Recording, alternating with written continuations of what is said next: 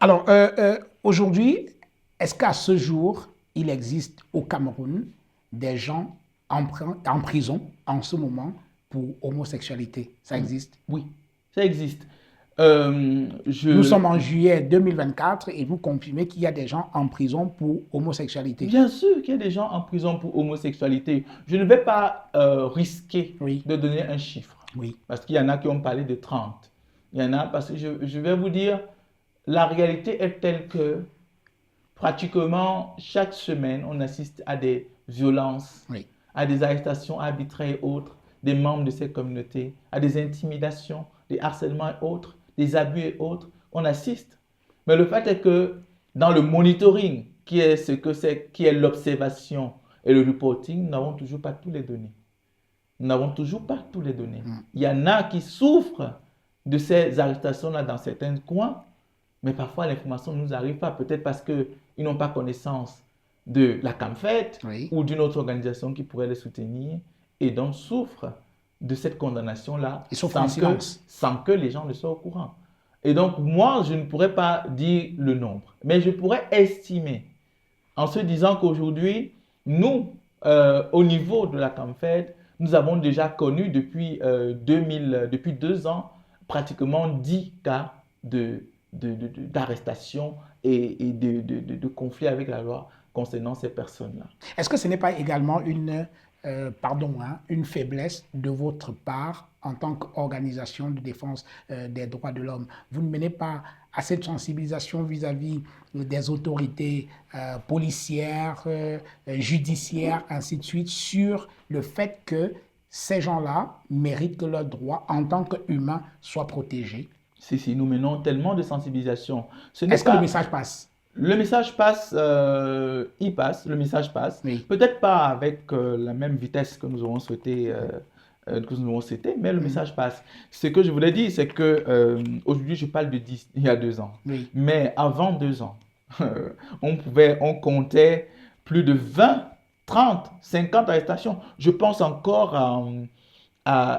au 53, au cas de 53 de Colibri à Bafoussam, où on a arrêté 53 personnes soupçonnées d'être homosexuelles et qui ont failli justement être condamnées pour cela. Donc, je parle de ces cas-là. Il y a tellement de cas comme ça avant 2 ans qui ont été, que le Cameroun a connus. Oui. Voilà.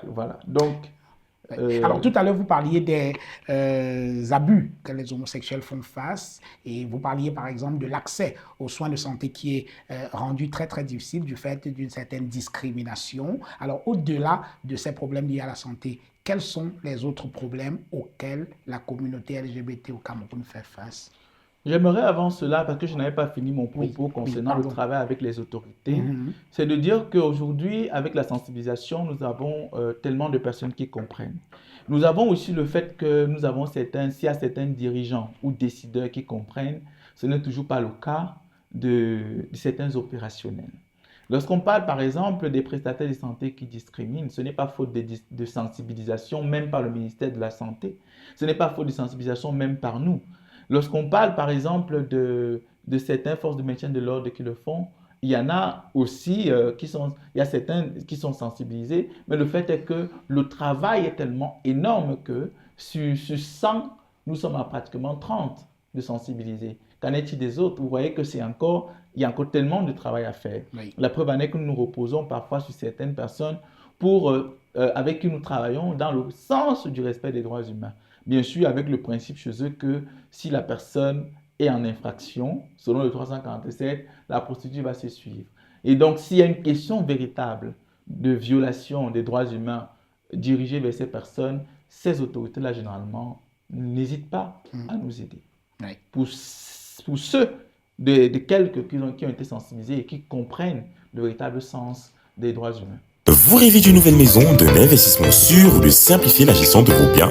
Mapiol est la solution. Grâce à nos services adaptés à vos besoins, Mapiol vous accompagne à chaque étape de votre projet immobilier. Mapiol, c'est aussi la plateforme immobilière entièrement digitale qui s'adapte à vos préférences et à vos sélections pour vous recommander des propriétés qui répondent le mieux à vos critères. Avec Mapiol, simplifiez-vous la vie en bénéficiant de nos différentes offres et services immobiliers, notamment l'achat, la vente, la construction, la location, le financement et l'investissement. Bénéficiez également d'un accompagnement juridique expert pour sécuriser vos transactions et déléguer la gestion de vos biens en toute confiance. Également, simplifiez vos démarches administratives grâce à notre expertise. Mapiol, c'est la solution globale, accessible et transparente à tous vos besoins immobiliers. Mapiol,